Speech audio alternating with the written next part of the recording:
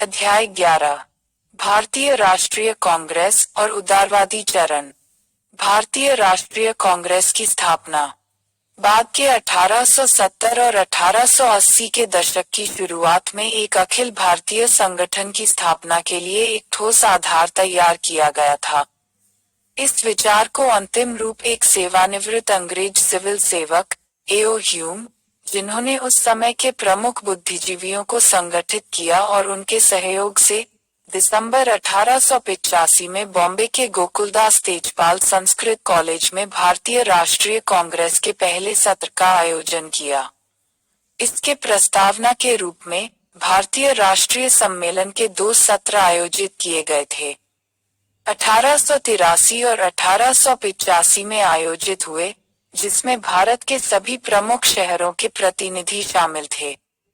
सुरेंद्रनाथ बैनर्जी और आनंद मोहन बोस भारतीय राष्ट्रीय सम्मेलन के मुख्य वास्तुकार थे। भारतीय राष्ट्रीय कांग्रेस के पहले सत्र में 72 प्रतिनिधियों ने भाग लिया और इसकी अध्यक्षता वोमेश चंद्र या चंदर बैनर्जी ने की। इसके बाद कांग्रेस की बैठक हर साल दिसंबर में देश के अलग अलग हिस्सों में हुई।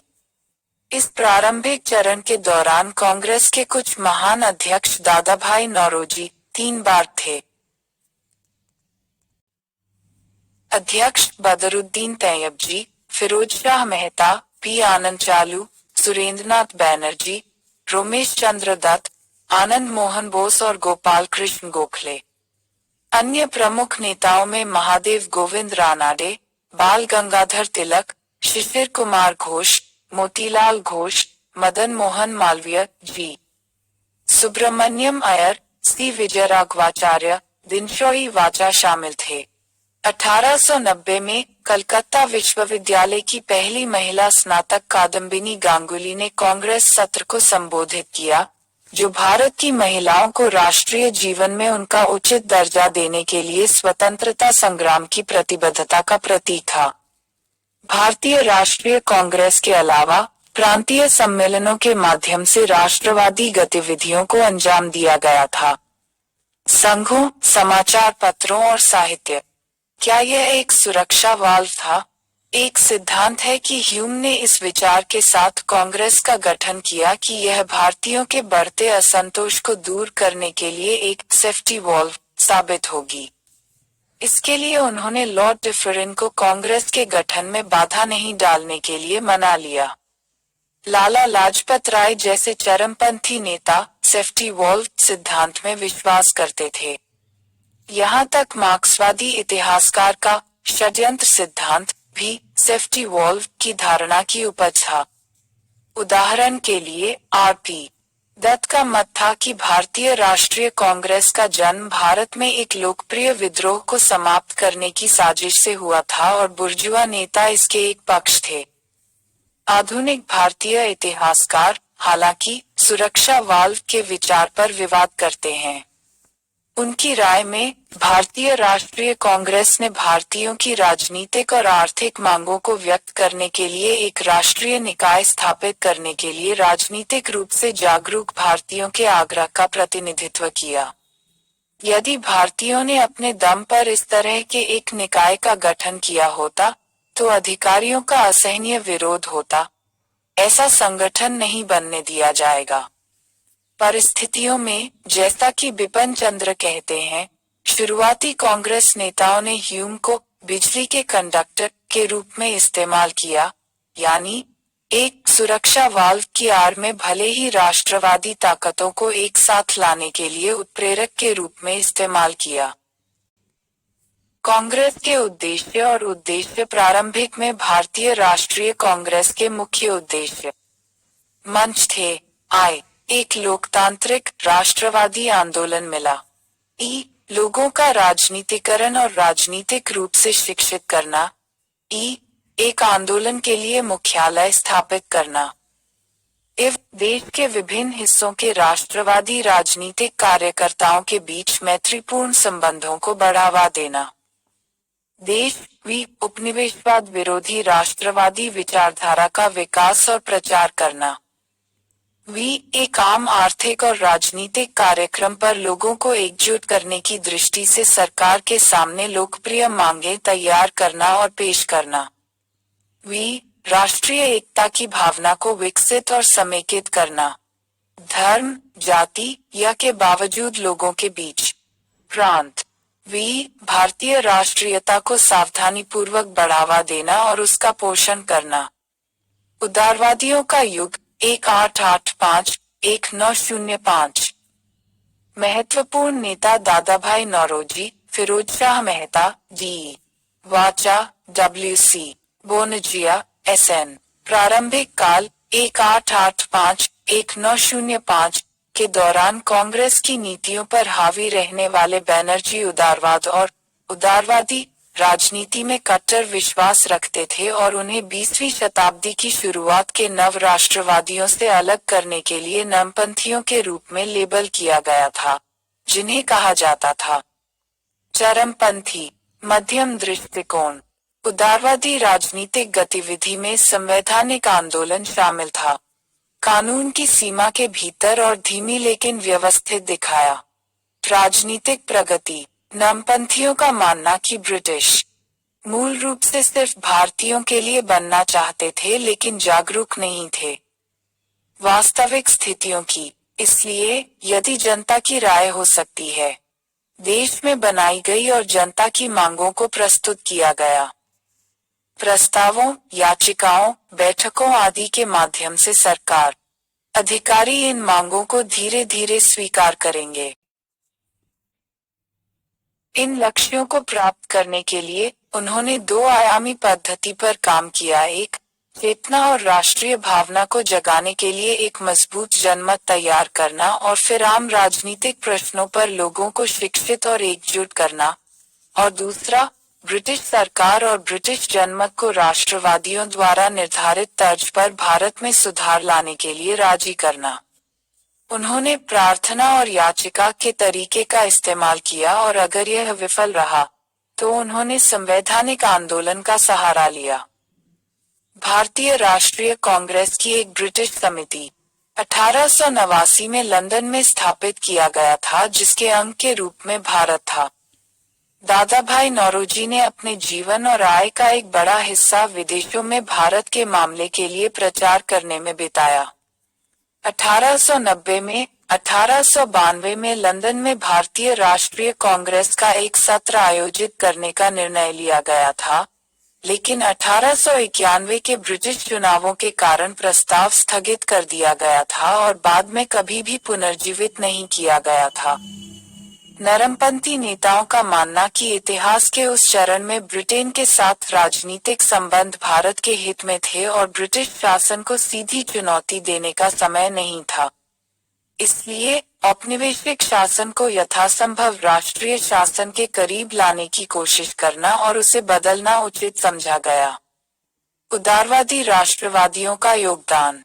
ब्रिटिश साम्राज्यवाद की आर्थिक आलोचना दादाभाई नौरोजी के नेतृत्व में शुरुआती राष्ट्रवादी RC दत्त, दिनशो वाचा और अन्य ने भारत में ब्रिटिश शासन की राजनीतिक अर्थव्यवस्था का सावधानीपूर्वक विश्लेषण किया और भारत के ब्रिटिश शोषण की व्याख्या करने के लिए नाली सिद्धांत को सामने रखा। उन्होंने मूल रूप से आत्मनिर्भर भारतीय अर्थव्यवस्था को एक औपनिवेशिक अर्थव्यवस्था में बदलने का विरोध किया, अर्थात कच्चे माल और खाद्य सामग्री का आपूर्तिकर्ता, तैयार माल का आयातक और ब्रिटिश पूंजी के लिए निवेश का क्षेत्र। इस प्रकार नरमपंथी एक अखिल भारतीय जनमत बनाने में सक्षम थे कि भारत में ब्रिटिश शासन भारत की गरीबी और आर्थिक पिछड़ेपन का प्रमुख कारण था। भारतीय जीवन की विशेषता वाले अभाव को कम करने के लिए प्रारंभिक राष्ट्रवादियों ने ब्रिटेन के लिए भारत की आर्थिक अधीनता को अलग करने और भारतीय पूंजी और उद्यम की भागीदारी के माध्यम से एक स्वतंत्र अर्थव्यवस्था के विकास की मांग की। प्रारंभिक राष्ट्रवादियों ने भू राजस्व में कमी, नमक कर को समाप्त करने, बागान श्रमिकों की कामकाजी परिस्थितियों में सुधार, सैन्य व्यय में कमी और टैरिफ संरक्षण और प्रत्यक्ष सरकारी सहायता के माध्यम से आधुनिक उद्योग को प्रोत्साहित करने की मांग की। अध्याय का भी संदर्भ लें। भारत में ब्रिटिश शासन के आर्थिक प्रभाव पर संवैधानिक सुधार और विधानमंडल में प्रचार। 1920 तक भारत में विधान परिषदों के पास कोई वास्तविक आधिकारिक शक्ति नहीं थी। फिर भी राष्ट्रवादियों द्वारा उनमें किए गए कार्यों ने राष्ट्रीय आंदोलन के विकास में मदद की। भारतीय परिषद अधिनियम 1861 द्वारा गठित इंपीरियल लेजिस्लेटिव काउंसिल एक नपुंसक निकाय था जिसे आधिकारिक उपायों को एक प्रतिनिधि निकाय द्वारा पारित किए जाने के रूप में छिपाने के लिए डिजाइन किया गया था। भारतीय सदस्य संख्या में कम थे। 1862 से 1892 तक 30 वर्षों में केवल 45 भारतीयों को इसमें नामांकित किया गया था। उनमें से अधिकांश धनी, जमींदार और वफादार हितों वाले थे। सैयद अहमद खान, क्रिस्टोडस पाल, वीएन जैसे कुछ मुट्ठी भर राजनीतिक हस्तियां और स्वतंत्र बुद्धिजीवी, मांडलिक, के.एल. नुलकर और रास बिहारी घोष के रूप में भी लिखे गए नामांकित लोगों में से थे। 1885 से 1892 तक संवैधानिक सुधारों के लिए राष्ट्रवादी मांगे केंद्रित थीं। परिषदों का विस्तार अर्थात परिषदों में भारतीयों की अधिक भागीदारी तथा परिषदों में सुधार अर्थात परिषदों को अधिक अधिकार, विशेष रूप से वित्त पर अधिक नियंत्रण। प्रारंभिक राष्ट्रवादियों ने एक लोकतांत्रिक स्वशासन के दीर्घकालिक उद्देश्य के साथ काम किया। संवैधानिक सुधारों की उनकी मांगों को 1892 में भारतीय परिषद अधिनियम के रूप में स्वीकार कर लिया गया था। कांग्रेस के अधिवेशनों में इन सुधारों की कड़ी आलोचना की गई, जहां राष्ट्रवादियों ने अपने असंतोष का कोई रहस्य नहीं बनाया। अब उन्होंने मांग की निर्वाचित भारतीयों का बहुमत और बजट पर नियंत्रण, यानी बजट पर मतदान और संशोधन करने की शक्ति।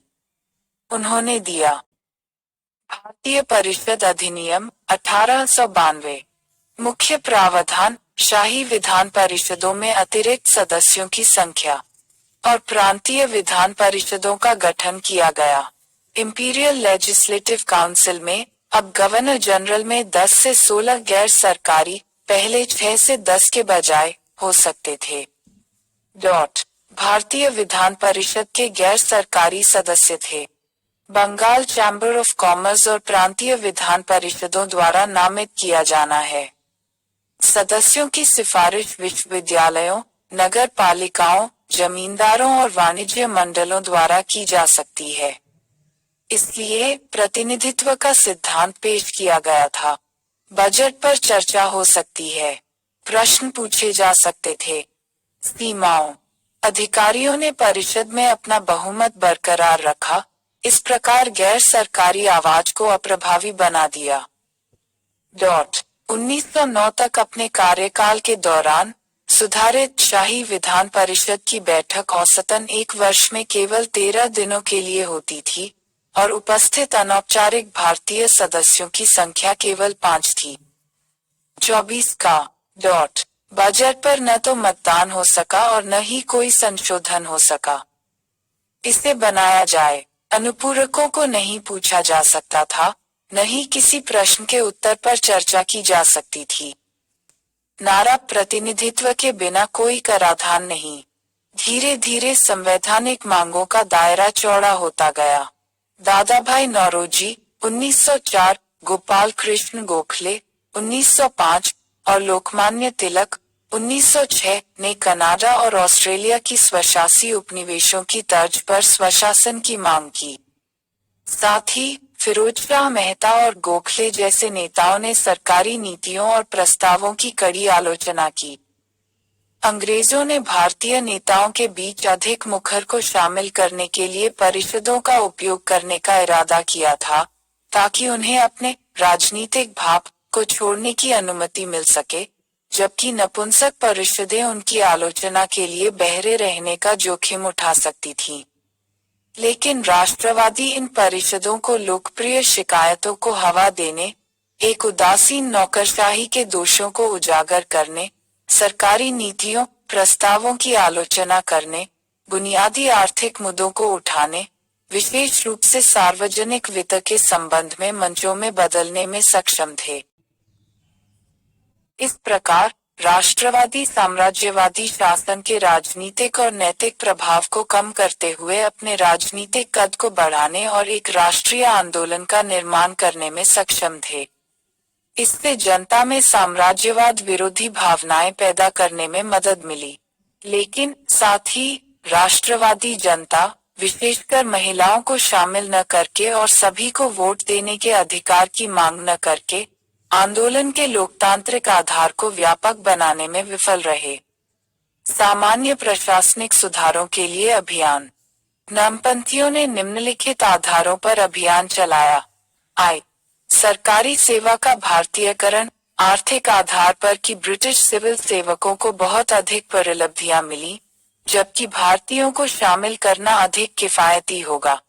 राजनीतिक आधार पर, चूंकि ब्रिटिश नौकरशाहों का वेतन घर वापस भेज दिया गया था और इंग्लैंड में पेंशन का भुगतान किया गया था, सभी भारतीय राजस्व से प्राप्त यह राष्ट्रीय संसाधनों की आर्थिक निकासी की राशि थी। और नैतिक आधार पर कि विश्वास और जिम्मेदारी के पदों से दूर रहकर भारतीयों के साथ भेदभाव किया जा रहा था। न्यायिक को कार्यपालिका से अलग करने का आह्वान। कार्य एक दमनकारी और अत्याचारी नौकरशाही और एक महंगी और समय लेने वाली न्यायिक प्रणाली की आलोचना। एक आक्रामक विदेश नीति की आलोचना जिसके परिणामस्वरूप बर्मा पर कब्जा, अफगानिस्तान पर हमला और उत्तर पश्चिम में आदिवासियों का दमन सभी भारतीय खजाने के लिए भारी लागत। कल्याण अर्थात स्वास्थ्य, स्वच्छता, शिक्षा, विशेष रूप से प्राथमिक और तकनीकी सिंचाई कार्यों और कृषि के सुधार, कृषकों के लिए कृषि बैंकों आदि पर व्यय में वृद्धि का आह्वान।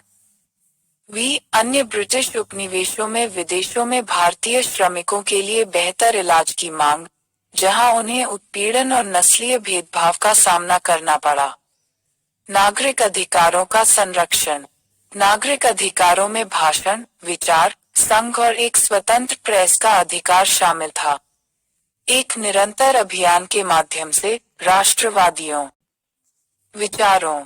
आप हमारे देश के इतिहास में हमारे स्थान का एहसास नहीं करते हैं। इन स्मारकों को नामात्र रूप से सरकार को संबोधित किया जाता है।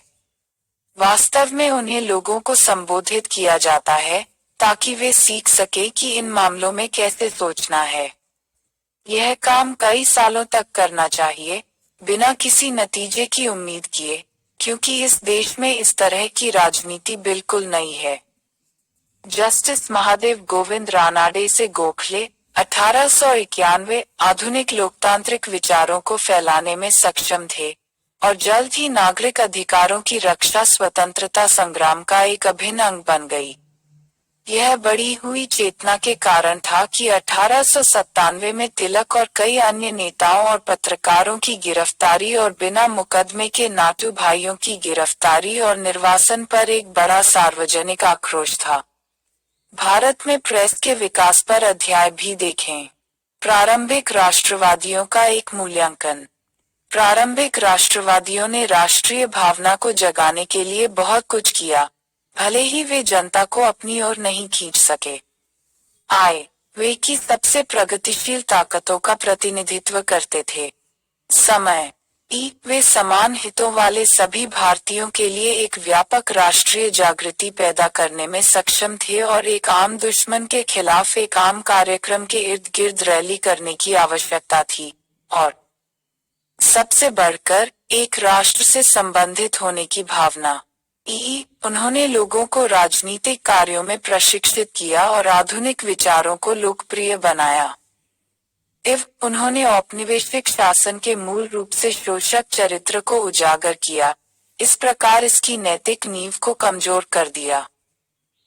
उनका राजनीतिक कार्य कठोर वास्तविकताओं पर आधारित था, न कि उथली भावनाओं, धर्म आदि पर। वे बुनियादी राजनीतिक सच्चाई को स्थापित करने में सक्षम थे कि भारत में भारतीयों के हित में शासन किया जाए। उन्होंने आने वाले वर्षों में एक अधिक जोरदार, उग्रवादी, जन आधारित राष्ट्रीय आंदोलन के लिए एक ठोस आधार बनाया। हालांकि वे अपने लोकतांत्रिक आधार और अपनी मांगों के दायरे को व्यापक बनाने में विफल रहे। जनता की भूमिका। राष्ट्रीय आंदोलन के उदारवादी चरण का एक संकीर्ण सामाजिक आधार था और जनता ने निष्क्रिय भूमिका निभाई। इसका कारण यह था कि आरंभिक राष्ट्रवादियों का जनता में राजनीतिक विश्वास नहीं था।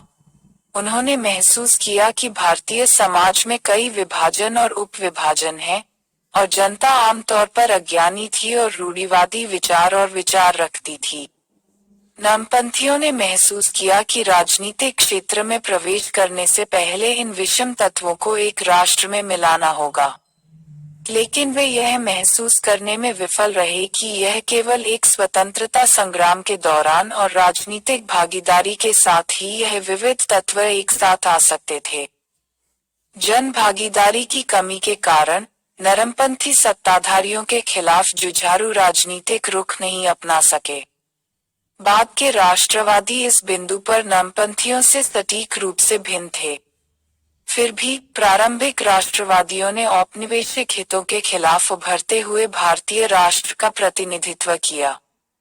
विचारों। भारतीय राजनीतिक सुधार के अग्रदूतों के रूप में उनके द्वारा अपनाए गए रवैये के लिए हम उन्हें दोष नहीं दे सकते हैं। इसके अलावा हम उस ईंट और मोटा को दोष दे सकते हैं जो एक आधुनिक भवन की नींव और आधार में 6 फीट गहरा है। उन्होंने मंजिल दर मंजिला अधिरचना, औपनिवेशिक स्वशासन, साम्राज्य के भीतर गृह शासन, स्वराज और सबसे ऊपर पूर्ण स्वतंत्रता को संभव बनाया है। पट्टभी सीतारमैया 1858 से 1905 तक का काल भारतीयों का बीज काल था। राष्ट्रवाद और शुरुआती राष्ट्रवादियों ने बीज को अच्छी तरह से बोया और गहरा। बिपिन चंद्र। यह सबसे अच्छा अवसरवादी आंदोलन था। इसने विश्वासघात और पाखंड के लिए अवसर खोले। इसने कुछ लोगों को देशभक्ति के नाम पर व्यापार करने में सक्षम बनाया। लाला लाजपत राय। सरकार का रवैया ब्रिटिश भारत सरकार कांग्रेस के नरमपंथी तरीकों और ब्रिटिश ताज के प्रति वफादारी पर जोर देने के बावजूद शुरू से ही विरोधी थी। आधिकारिक रवैया 1887 के बाद और सख्त हो गया जब सरकार कांग्रेस को खुद को सामाजिक मुद्दों तक सीमित रखने के लिए राजी करने में विफल रही, जब कांग्रेस तेजी से आलोचनात्मक होती जा रही थी। विचारों। कांग्रेस अपने पतन के लिए लड़खड़ा रही है, और भारत में रहते हुए मेरी महान महत्वाकांक्षाओं में से एक शांतिपूर्ण निधन के लिए इसकी सहायता करना है। Lord Curzon 1900। औपनिवेशिक शासन का। अब सरकार ने राष्ट्रवादियों को देशद्रोही ब्राह्मण, विश्वासघाती बाबू आदि कहते हुए कांग्रेस की खुली निंदा का सहारा लिया। डिफरिन ने कांग्रेस को देशद्रोह का कारखाना कहा। बाद में सरकार ने कांग्रेस के प्रति फूट डालो राज करो की नीति अपनाई। अधिकारियों ने बनारस के सर सैयद अहमद खान और राजा शिव प्रसाद सिंह जैसे प्रतिक्रियावादी तत्वों को कांग्रेस के प्रचार का मुकाबला करने के लिए यूनाइटेड इंडियन पैट्रियटिक एसोसिएशन को संगठित करने के लिए प्रोत्साहित किया। सरकार ने राष्ट्रवादियों को धर्म के आधार पर बांटने का भी प्रयास किया और गाजा और लाठी की नीति के माध्यम से नमपंथियों को उग्रवादियों के खिलाफ खड़ा कर दिया। लेकिन सरकार राष्ट्रवाद के बढ़ते ज्वार को रोकने में विफल रही। सारांश। भारतीय राष्ट्रीय कांग्रेस की स्थापना। पहला अधिवेशन 1885 बंबई में हुआ। भारतीय राष्ट्रीय संघ एओ द्वारा गठित। ह्यूम भारतीय बन गए। नेशनल कांग्रेस। कांग्रेस और प्रमुख विश्वासियों के मूलभूत सिद्धांत। सुरक्षा वाल्व सिद्धांत Lala Lajpat Rai. Conspiracy theory R P. Dutt. तड़े चालक सिद्धांत जी.के. गोखले। उदारवादी चरण के महत्वपूर्ण नेता दादा भाई नौरोजी, बदरुद्दीन तैयबजी, फिरोज शाह मेहता, पी आनंद चालू, सुरेंद्रनाथ बैनर्जी, रोमेश चंद्र दत्त, आनंद मोहन बोस, जी.के. गोखले आदि।